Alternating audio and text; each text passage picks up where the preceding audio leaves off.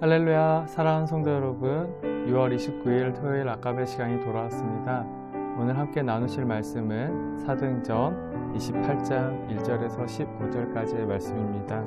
우리는 오늘 본문을 통해 어둠과 절망 속에서도 소망 가운데 하나님의 약속을 신뢰했던 바울이 마침내 그 약속을 성취하시는 하나님을 누리게 되었음을 확인할 수 있습니다.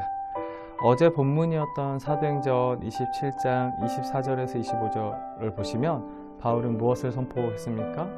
너를 가이사 앞에 세우겠다, 로마로 보내겠다라고 말씀하신 것과 더불어 배에 타고 있는 사람들 모두를 반드시 다 살려주실 것이다. 그것을 하나님께 받았는데 그 말씀을 그대로 내가 믿는다라고 그 배에 타고 있던 사람들에게 선포한 내용을 보게 되었습니다. 이어지는 오늘 본문은 정확하게 이 두 가지, 결국 하나님의 말씀대로 바울이 로마에 가게 되었다는 것과 그 배에 타고 있던 사람 모두가 살게 되었다는 점을 이제 증언하고 있는 것입니다. 그 과정을 잠깐 살펴보면 바울이 탔던 배는 유라글로라는 광풍 속에서도 파손하지 않았고 멜리데, 지금의 몰타라는 곳에 위치한 몰타 섬이죠. 그 모든 사람이 이곳에서 구조됩니다. 약 3개월간의 시간을 보낸 뒤에 그곳에 겨울을 피해 정박하고 있었던 그 알렉산드리아라는 그 배를 타고 이제 로마로 향하게 되죠. 얼마나 이 배가 순항을 했는지 수라구사 항까지 100km, 레기온 항까지 110km, 보디올까지 약 400km의 그 긴 여정을 아무런 방해 없이 정말로 물 흐르듯 자연스럽게 항해하게 되었다라고 성경은 기록합니다. 그래서 안전하게 육지에 오를 수 있었던 거죠. 사도행전을 기록한 누가는 이 여정 속에 멜리데 섬에 있었던 사건을 이제 삽입하고 있습니다. 그 내용을 잠깐 살펴보면 그것이 오늘 본문에 나왔는데요. 그 바울이 독사에 물린 사건이 먼저 소개가 되죠. 원주민들의 따뜻한 영접 속에서 이제 일행은 추위를 피해서 이렇게 불을 쬐고 있었습니다. 그때 바울이 나뭇가지들 모아다가 불을 더 태우려고 했는데 그때 이제 독사가 튀어나와서 바울을 물게 되었습니다. 이제 그런 상황이 발생하다 보니까 이 이제 원주민들이 그 모습을 보고 이제 바울에게 당신은 살인자가 아니냐 이렇게 얘기를 했던 거죠. 자, 원주민들은 어떤 세계관 속에 있었을까요? 그리스 로마라는 그 당시를 지배하고 있던 그 신화적인 세계관 속에 살고 있었습니다.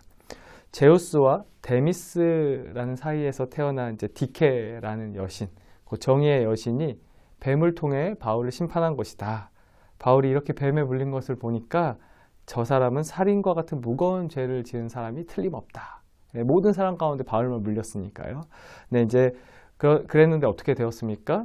이제 바울이 아무런 해를 입지 않게 되었고 독사에 물리고 나서도 아무렇지 않은 바울의 모습을 보고 이들이 태세를 급격하게 이제 전환하게 됩니다.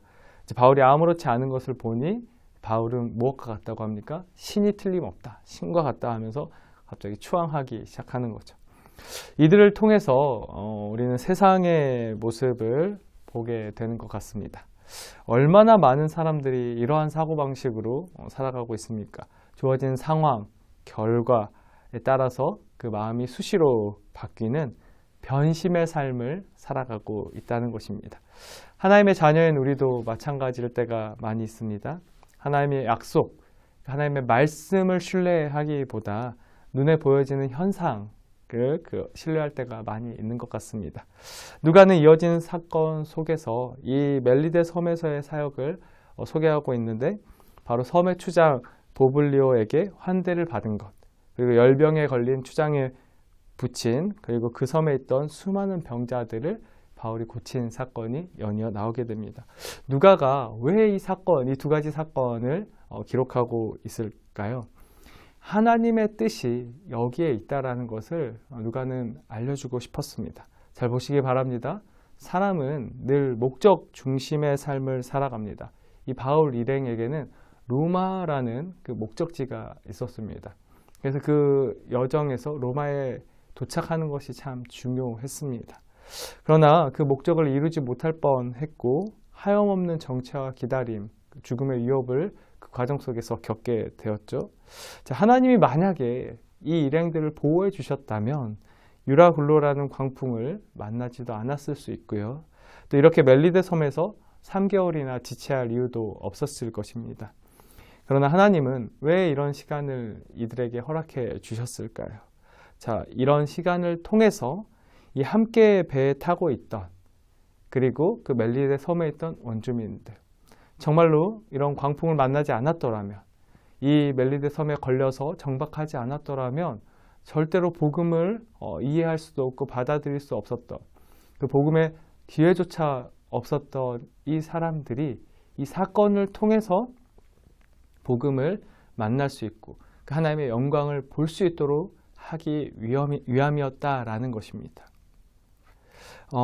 정말 하나님의 영광과 그 복음의 메시지를 이 선원들과 그 죄수들, 그 멜리데 섬의 원주민들에게 선포하기 위한 하나님의 계획이 여기 있었다라는 것을 이제 누가가 기록을 통해서 저와 여러분에게 알려주고 있다는 것이죠.